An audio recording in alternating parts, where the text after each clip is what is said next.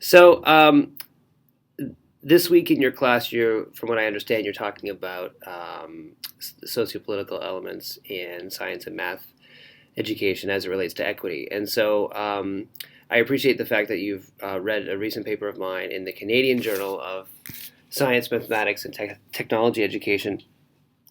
So I just wanted to say, I was asked to say a little bit about that paper, and I guess I won't say that much about it, except that the main thesis of this paper is that science and technology and mathematics education, if it wants to engage in a form of citizenship education, or if it wants to engage in making the world a better place through activism, through political engagement, it needs to do so in a more disruptive way rather than just sort of training or having kids do sort of status quo things like starting a recycling program or going on a walkabout and picking up trash. Not that that's bad. Those are all good things.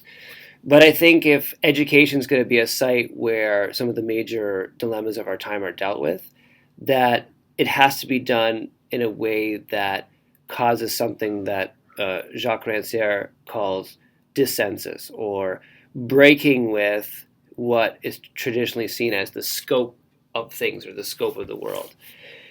And I think that if, in terms of science and mathematics and technology education, addressing things like climate change actually is something that we're not going to do anything the way we've been doing things now. It's not going to matter.